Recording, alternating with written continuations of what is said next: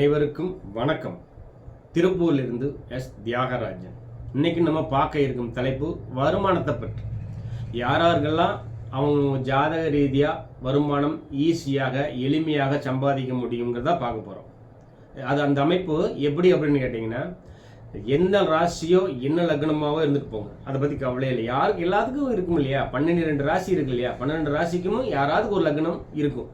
அந்த லக்னத்திலிருந்து 12ஆம் இடத்துல யாராருக்கெல்லாம் சுக்கிரன் இருக்குதோ அவங்கனால ஈஸியாக பணம் சம்பாதிக்க முடியுங்கிறது முதல் விஷயம். அதாவது லக்னத்திலிருந்து 12ஆம் இடத்துல சுக்கிரன் இருந்தால் அது அவர்களால ஈஸியாக பணம் சம்பாதிக்க முடியும். எந்த துறை எடுத்தாலும் எந்த தொழிலும் கண்ணும் கருத்துமாக வேலை செய்து பணம் சம்பாதிக்க முடியும். அது ஒன்று. இரண்டாவது, அடுத்ததாக பார்த்தீங்கன்னா, லக்னத்திலிருந்து 2ஆம் இடத்தில் சுக்கிரன் இருந்தாலும் அவர்களால் ஈஸியாக எளிமையான முறையில் வருமானம் சம்பாதிக்க முடியும். ஏன் அப்படின்னு கேட்டிங்கன்னா, நான் சொல்கிறது காலபோச தத்துவம் பாங்க. இந்த காலபோச தத்துவனுக்கு 12ஆம் இடத்தில் சுக்கிரன் உச்சம் பெறுகிறார். ஒன்று. ரெண்டாவது பார்த்தீங்கன்னா, காலபோசத்தில் 2ஆம் இடத்தில் சுக்கிரன் ஆட்சி பெறுகிறார். அப்போ 2ஆம் இடம் தன்னுடைய வருமானம். இந்த வருமான ஸ்தானாதிபதி 12க்கு போனால் உச்சமான பலனை தருகிறார். 2ஆம் அதிபதி ஆட்சி பெற்றாலும் உச்சமான பலனை தருவார். அப்போது இவங்க ரெண்டு சுக்கிரன் அப்படிங்கிறது முன்னையும் பின்னையோ, லக்னத்துக்கு முன்னாடி இருந்தாலும் பின்னாடி இருந்தாலும் அவருக்கு யோக ஜாதகம், வருமானம் நல்ல முறையில் ஈட்டக்கூடியது. செலவுங்கிறது அது இருக்கும். ஏன்னா விரயம், 12ஆம் இடமான விரயஸ்தானத்தில் உச்சம் பெறதுனால காசு கப்பு சம்பாதிச்சு விரயம் பண்ணுவாங்க. அந்த விரயம் எப்படி சுவரயமாக இருக்கலாம். சுவரமாக இருந்தால் நல்லது. வீடு மனை வண்டி வாடகை என்ன வேணாலும் வாங்கிக்கோங்க. அந்த மாதிரி நாளைக்கு பிரயோஜனமாகிற மாதிரி ஒரு செலவுகள் இவங்க பண்ணினா நல்லா இருக்கு அப்படின்னு ஒரு அமைப்பு ஒன்று. ரெண்டாவது பார்த்தீங்கன்னா, அதாவது லக்னத்துக்கு 2ஆம் இடத்தில் சந்திரன் இருந்தாலும் அவர்களால எளிதாக பணம் சம்பாதிக்க முடியும். ஈஸியான முறையில் எளிதாக பணம் சம்பாதிக்க முடியும். ஏன்னா, அதாவது காலபோச தத்துவ அடிப்படையில் 2ஆம் இடத்தில் ஒரு கிரகம் உச்சம் பெறுகிறது என்றால் அவர் சந்திரனாக தான் இருப்பார். அப்போது 2ஆம் இடத்தில் யாருக்கெல்லாம் எந்த ராசியோ எந்த லக்னமோ இருந்துட்டு போங்க, அதை பற்றி கவலை இல்லை. 2ஆம் இடத்தில் சந்திரன் யாருக்கெல்லாம் இருக்கிறதோ அது உச்சபலனாகவே தீர்மானிக்கப்படும். அப்போ அவர்களும் எந்த வேலை தொட்டாலும் எந்த தொழிலை தொடங்கினாலும் நல்லபடியாக போகும், நல்லபடியாக வரும். அதே மாதிரி 4ஆம் அதிபதி 2இல் இருந்தாலும், லக்ன ரீதியாக 4ஆம் அதிபதி 2இல் இருந்தாலும் இதே பலன் தான். ஏன்னா 4ஆம் அதிபதி 2இல் இருந்தால் இவர்களாலையும் பணம் எந்த துறை எடுத்தாலும் எந்த தொழில் எடுத்தாலும் எங்கே வேலைக்கு போனாலும் இவர்களுக்கு நல்ல வருமானம் எளிதாக சம்பாதிக்க முடிய அறிவு திறன் இவங்களுக்கு உண்டு.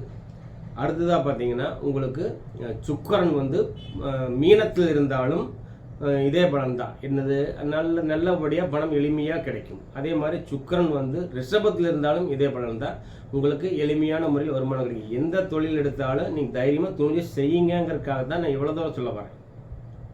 இந்த அமைப்புகள் வச்சுட்டு நீங்கள் போய் அங்கே பூ கேட்கணும், அது பண்ணணும், இது பண்ணணும், அவங்கள கேட்கணும், இவங்கள கேட்கணுங்கிறத தேவை. உங்களால் எளிமையாக பணம் சம்பாதிக்க முடியுமா? இந்த அமைப்பு தான்.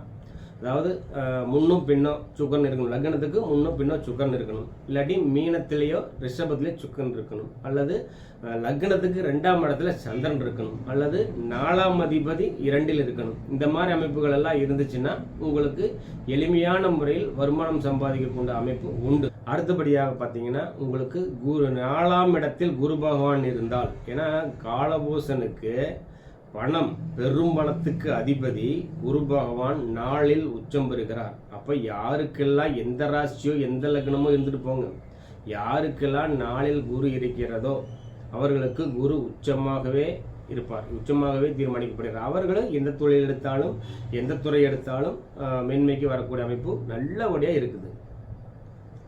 இது எல்லாமே பார்த்தீங்கன்னா உங்களுக்கு ஒரு பொதுப்படையான ஒரு பலன்.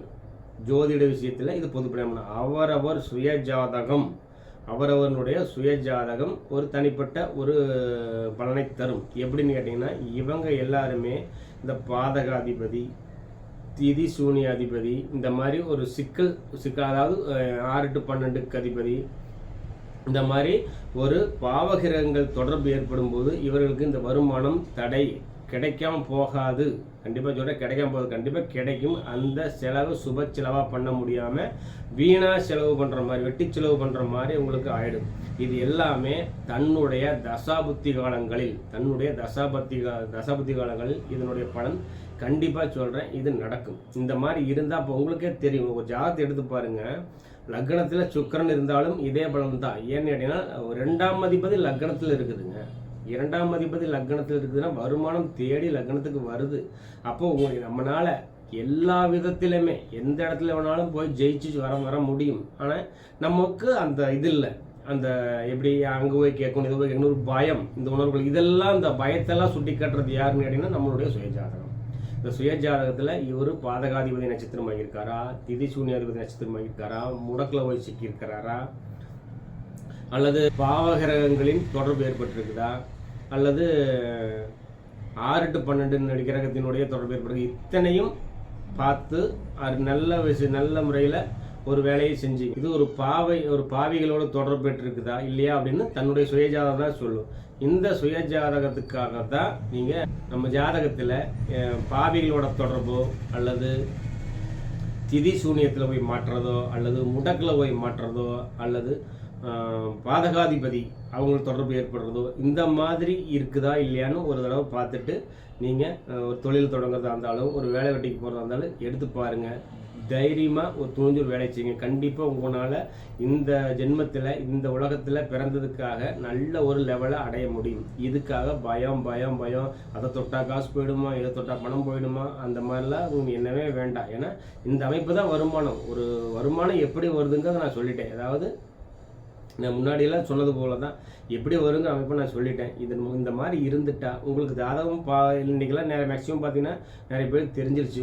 சும்மா ஒரு கெஸ்ஸிங்காக மட்டும்தான் ஒரு ஜோசியர் அணுகுறீங்க. நீங்கள் போய் இந்த மாதிரி எனக்கு எங்கே இருக்குது, சுக்கரன் எங்கே இருக்கிறாரு, சந்திரன் எங்கே இருக்கிறாரு, குருபவன் எங்கே இருக்காரு, 4 என்ன இருக்குது, 2 என்ன இருக்குது, 12 என்ன இருக்குன்னு ஒரு வார்த்தை கேட்டுக்கிட்டு அதுக்கப்புறம் இந்த வேர்த்தை செய்யலாமா இல்லையான்னு உங்களுக்கு கிளாரிஃபிகேஷன் பண்ணிவிட்டு அளவு போல் நீங்கள் தொழிலை தொடங்குங்க. அட்டகாசமாக நீங்கள் எந்திரிச்சு மேலே வருவீங்க.